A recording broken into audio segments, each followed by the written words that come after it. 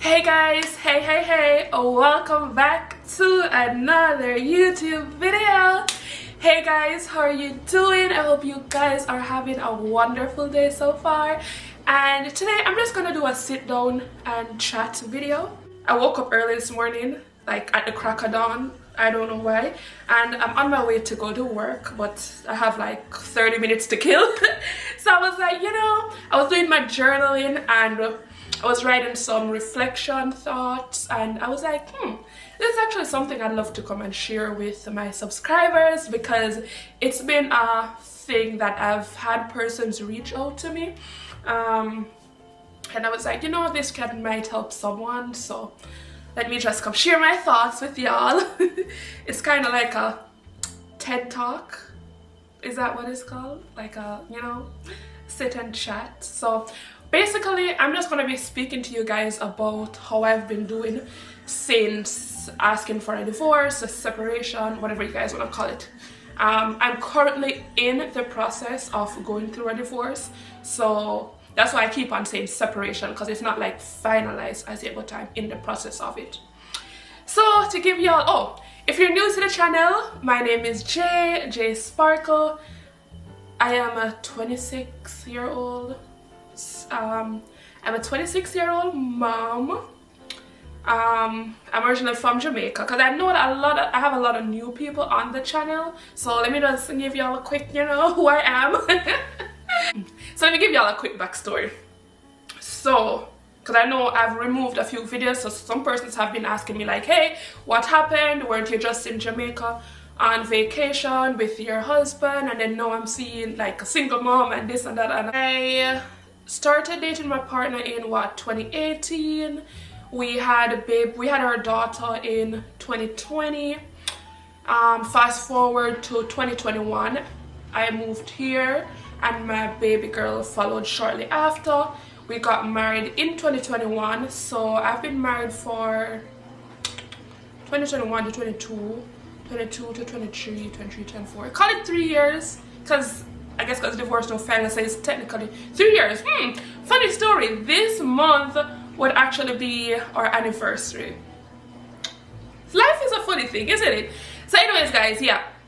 So it has been, what are we in now? September, so April, May, June, July, August. So call it 5 months ago was when I officially asked for a divorce. I asked for a divorce because of infidelity reasons on my partner's side, and that was like the end of that chapter for me, because I came to a point that I realized that things weren't changing, and I just decided that I was not going to accept that anymore. So yeah, fast forward to here now. All right, so this has been a very challenging chapter of my life, mind you.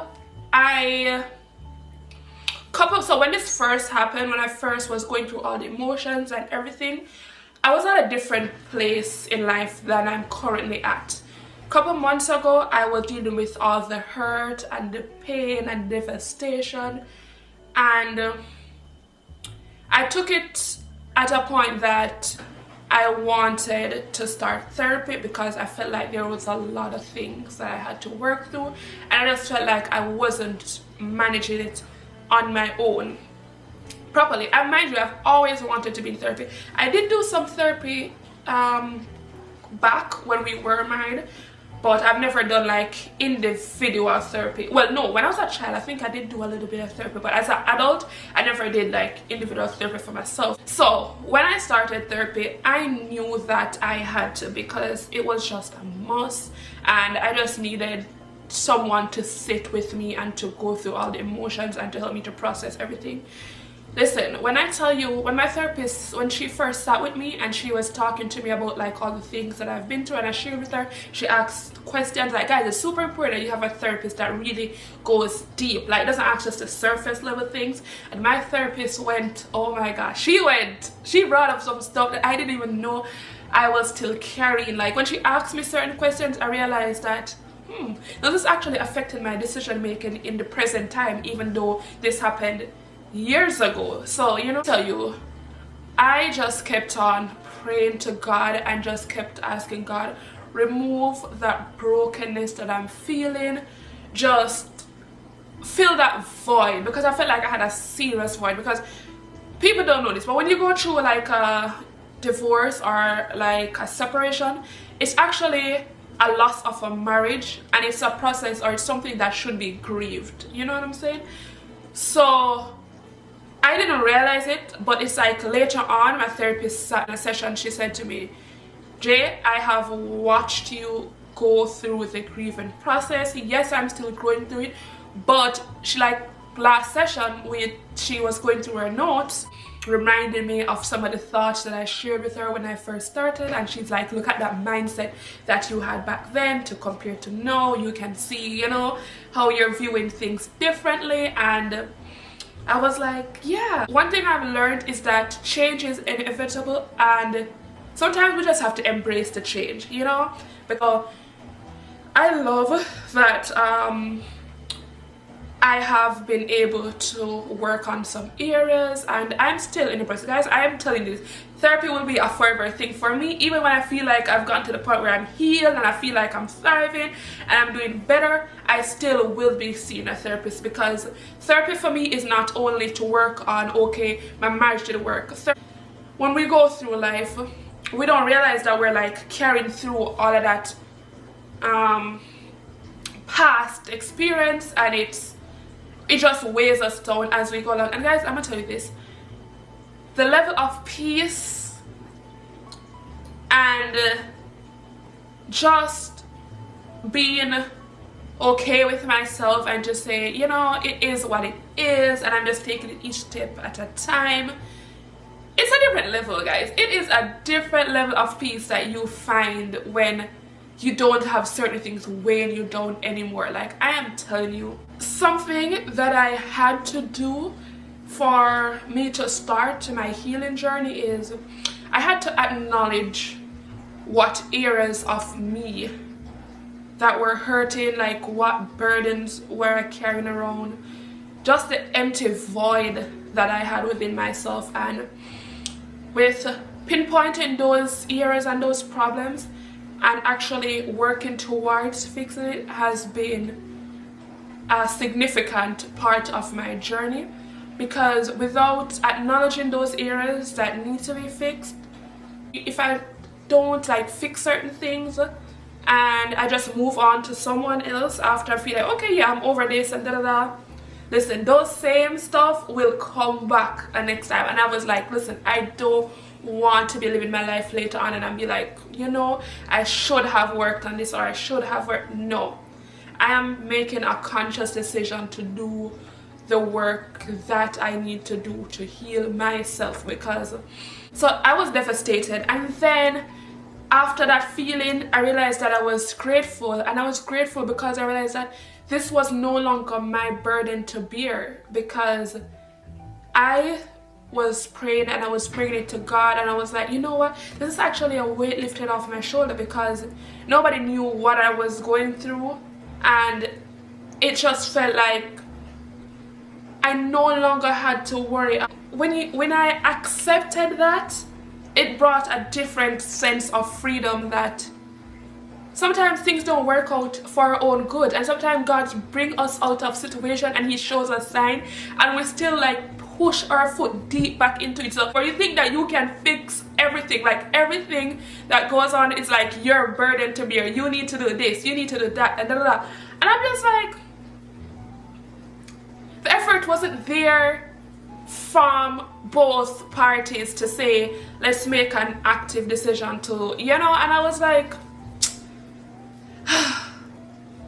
but we live and we learn, and I'm grateful that I have moved on from that, and I'm no longer in that place that I was. I'm no longer upset. I'm no longer, you know, I'm just zen, if that makes sense. Like, I just accepted it. And yes, I had this idea in my head that, you know, and something that was super important to me, I had to get rid of all the thoughts and the dreams and stuff that I thought, okay, we'd be having this wonderful co-parenting experience, we'd still be friends, okay, the marriage didn't work, but you know, that's not to stop us to say we can't, like, you know, still interact. And then guys, once I realized, because I have accepted things for what it is, we have this preconceived idea in our head, we don't actually accept the reality. It's like, oh, whatever, you know. So that's something that I noticed I was doing, that even though, you know, yes, this person kept on showing me da da da, but just because I felt this way, I kept on hanging on to this idea. And guys, I have let that go. Yeah, the sun has come up, so I had to reposition myself. So through this process, guys, going to therapy, I've learned to set boundaries, and that is super important, learning to set boundaries and just learning your self-worth. Guys, something that I've always had an interest in is I've always had an interest in self-development, personal growth. Like, that's something that I always took pride in, and I realized that I really wasn't living up to the true standards that I had for myself. Like, I kept on settling, and rediscovering myself has made me realize that these are things that I no longer want to accept for myself, because I'm now realizing that I always knew my worth. It's like, yep, you know what you're worth, you know, but sometimes you just choose to allow someone to have you for way less. And I was like, yeah, we're not doing that anymore. Like, no. So I've been learning about myself, things that I never had the time for. I now have the time to find myself, rediscover me, like, you know, what makes me happy, what are some of the things that I enjoy personally, because sometimes we get so caught up in a relationship that we lose sense of who we really are, because we're wearing so many hats. And that's for me specifically, I was wearing so many hats that I just lost touch of that, you know. And I am now finding me, and I love that. Like, guys, I'm telling you, if you're going through similar things as I am, spend that quality time on yourself. What I enjoy now is I'll just lie down and I'll just be enjoying some jazz music, and literally nothing has to be on the TV, just a blank screen and music playing. And mind you, most of the times I drift off to sleep. But that's okay, because sometimes we just need some quiet time for our minds to rest and to just process all things and to just be by ourselves and to, you know. So I've been going on dates, like solo dates. I've been just finding little things to help to lift my spirit, because when you don't, and I'm also being mindful of what I do with my mind, meaning that, guys, sometimes you don't realize it, but you'll be sitting and in your mind will be thinking all sort of stuff, and before you know it, you're like sad and you're depressed and and it's because of what you were dwelling and you were overthinking. So I'm now conscious of, and I'm being mindful of the things that I'm processing. So, and I'm also being mindful of the things that I consume. So when I was going through the breakup in the initial stage, I told myself I was not going to be listening to any sad, depressive music. I listened to good, wholesome music that helped to lift my spirit, because I also didn't watch any show that was too serious, too depressing, because I knew what that would do to me. So I watched like funny little, you know, sitcoms. Those are the shows that make me laugh, because laughter heals the soul.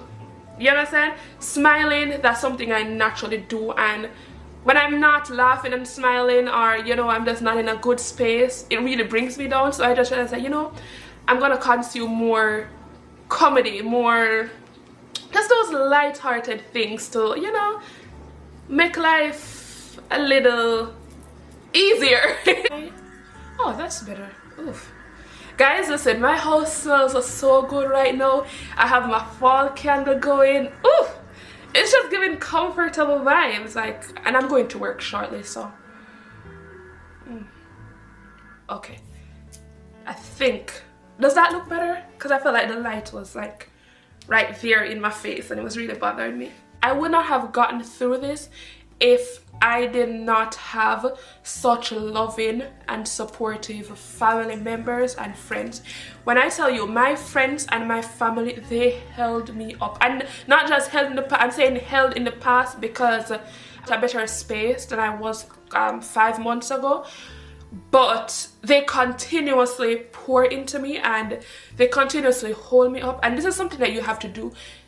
You have to be vulnerable with those people that you can trust, and you know that they're not gonna, they're gonna have open arms to you. So my close family and my friends, they have stayed by my side through everything. When I had my first, guys, listen, this is such a scary thing to go through, especially I didn't know what a divorce process was like. I didn't know the first thing. And when I tell you, when I had my first lawyer consultation, guys, I was so scared. I didn't know what I was doing. And I shared that with my friends and my family. And guys, my friend, she was like, listen, Jay, I know you're gonna be stressed. I know you don't want to drive. I will drive for you. My aunt and my cousin, everybody, and they're like, I'll come with you to. So I had my family and my friends there with me to walk with me through that beginning process. And even now, they are still there, like pats down. They are holding me up through this entire thing because I didn't know what questions to ask. I didn't know nothing. And guys, I had days where I would get up and I would be feeling so out of it. Like some days I was just like, I don't want to do nothing. And I had friends that would call me and they would sit on the phone the entire day with me. We wouldn't be talking as much. They would be like doing their own thing, cooking their dinner, watching TV, playing with their kids, and they would be like stayed on the phone with me, interact with me, like they were like just watching me cook. They literally just watch me lie down on the couch and they were like, Jordan, get up. Get up. And I'm like, I appreciate that so much. Guys, when you have friends that will sit on the phone with you for 6 hours or more, you have family that will sit on the phone with you for even the whole entire day just to make sure that you are not wallowing in your self-pity. Those people, love them so much. And guys, I'm telling you this, for persons who don't have the family and love and support, I can't imagine what it is like, because I'm just like, I would not have been able to process things like this if it wasn't for them. So those people who are doing it by themselves with no support, no family, no friends, my hat goes off to you, because I know it's not an easy walk. And as well, sometimes we can find, even if we don't have those, like, family doesn't have to be blood, you know what I'm saying? Like, sometimes it's just finding support groups in church, like small groups, you know. So reach out sometimes if you need that extra support, because guys, as someone that's now like, okay, I'm a single mom, and mind you, single mom is a relative word, because I now have been faced with certain things where I'm like, okay, I have to work, and like, for example, nephew's school would have been closed one day when I have to work, and I'm like, oh my gosh, I don't know how I'm gonna do this. Guys, when I tell you, I love my family so much, and they were like, okay, bring nephew, come, you go to work. Guys, I left to work and I drove and I brought nephew over there, and I could go to work the next day, so I didn't have to miss work. After work, I went and I picked up nephew, and I'm like, I don't know what I would have done without. And that's why, guys, as much as, like, if you have close family or friends, listen, raising a child as well, you need that support. You absolutely need that support. And as I say, it doesn't have to be family. Sometimes it's just people that become friends, that become family, and I have lots of those. And yeah, whew. Guys, I don't know, it feels like a bittersweet moment sitting and talking and working through this, because I'm like, I'm really grateful, you know. I'm really super grateful that even when every time I have my hardest times that I'm going through, it's always those same people that are consistently there. And guys, treat people the way you want them to treat you, okay? Always remember that, because when you are there to hold people up when they're down, just remember, they're gonna be there, and you're gonna remember, and they're gonna hold you up, okay? A major part of me processing everything was that I had to learn that questions that I had, they would not get answered, because I had to learn that sometimes people hurt others, and if you ask me, be like, because I had questions, I was like, why, you know, why did this happen, da, da, da. And my therapist worked with me through that. I had to learn that sometimes not everyone is in touch with their emotions, and not everyone can verbalize the reasoning behind their decision. So all those questions about, oh, was there something else I could have done? Was this, you know, I had to let go of that and realize that I would never get the answer that I was looking for, and I just had to accept that. And just accepting the fact that here's what it is, and I just had to let go. That when I accepted that, it took a huge weight off my shoulders. Because something that I've learned as well, even though you forgive someone, you don't have to allow them to have full access to you anymore, you know? You can set boundaries. When you have all that emotions to where, oh, this person hurt me and da da da, it weighs you down, I'm telling you. And the moment you let that go, it is like a sigh of relief for your brain and your body. It literally is. And then when you start to think in compassion, and you're like, okay, I wish them well, and I wish that they work through whatever they're going through. Because guys, I'm telling you right now, the space that I'm at, I have no hatred towards my ex-partner. Like, I wish them well. And when people ask me, oh, how are they, I'm like, don't ask me no question. I don't know. I don't want to know. Whatever they got going on is not my business. My sole focus is myself, making sure that I am whole, making sure I'm in the best space that I need to be, so that I can be the best version of myself for my daughter. Because I have someone that's relying on me, like looking up to me every single day, and that's my daughter. That's my only priority. My priority is getting me well so I can be well for her. Okay? So I don't, like, guys, I'm telling you, I don't know nothing. I don't want to know nothing.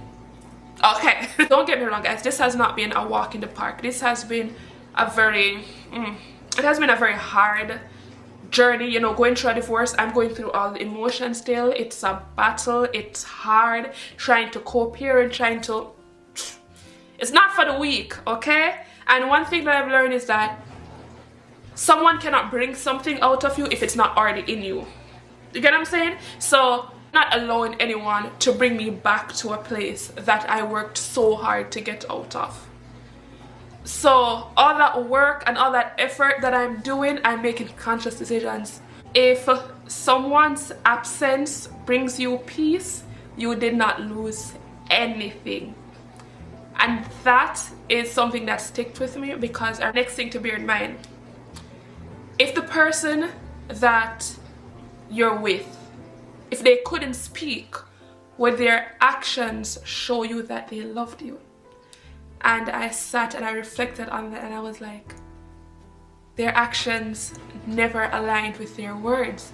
Because you cannot be saying, I love you, I love you, I love you, but at the same time, your actions are showing that, hey, I'm not making you a priority. I'm just not showing up for you. Oops, that flew. Those actions literally show I do not love you. So that is something I'll bear in mind if I'm ever speaking to someone, or, you know, I'm like, I'm not going to just accept the words coming from you, but your actions should show me that, hey, this is how I feel about you. Because words without actions are empty promises. So I had to learn that. And yeah, if you have someone and in their absence they weren't actually there for you, they are teaching you ways to live without them. So I have always gotten accustomed to doing things by myself. Okay, this is like, y'all remember, y'all can look back at videos and y'all can see, I don't need to go into all the nitty gritty, but y'all can see what I'm talking about. We're like, okay, I had to be doing this and da da da, and I'm like, it taught me and it built me to a point to show me that I can do this. Like, I've been doing it.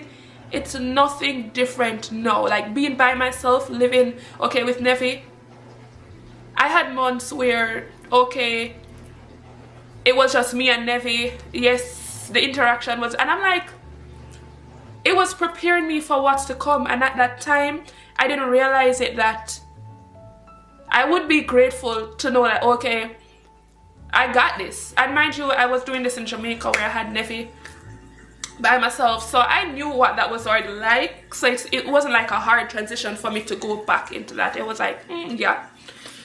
But guys, I'm gonna wrap up this video here because I've sat and I've gone into I've gone into so much.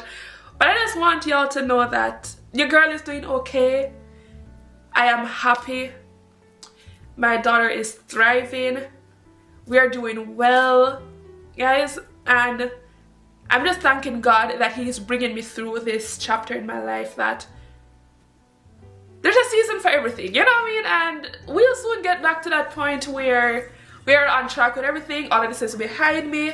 I've moved on. I'm just living my best life.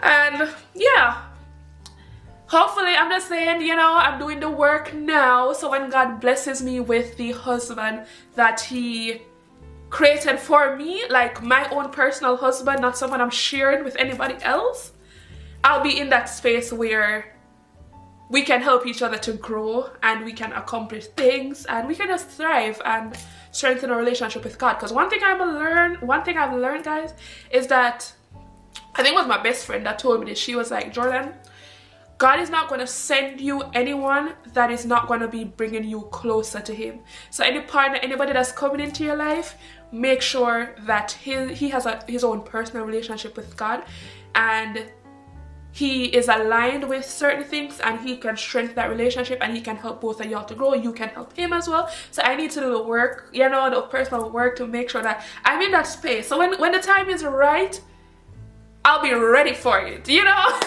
Because y'all know I'm a family person. I love being a wife. I love motherhood. I just love the homemaking. Like, it's just me. It just brings me so much happiness. And even though I don't have a partner right now, I'm like, oh, that's okay. You know, I'm still enjoying all the things. But I do dream and I do aspire to get back into that position. But when it, you know, so because I do want a bigger family. I do love a big family. You know, I love kids, I love all of that. I love it. So guys, I hope someone can take something good from this message that I shared with y'all. And yeah, I'll see you all in another video. If you haven't liked this video, please like the video because it took some time to sit. And guys, I'm gonna take my little self to work. I had the shirt out, but I didn't like the look that it gave. So this is today's fit. It is a white top and these pants, and I'm gonna wear my black flat shoes. And yeah, I'm ready to go to work. And I'm ready to go to work.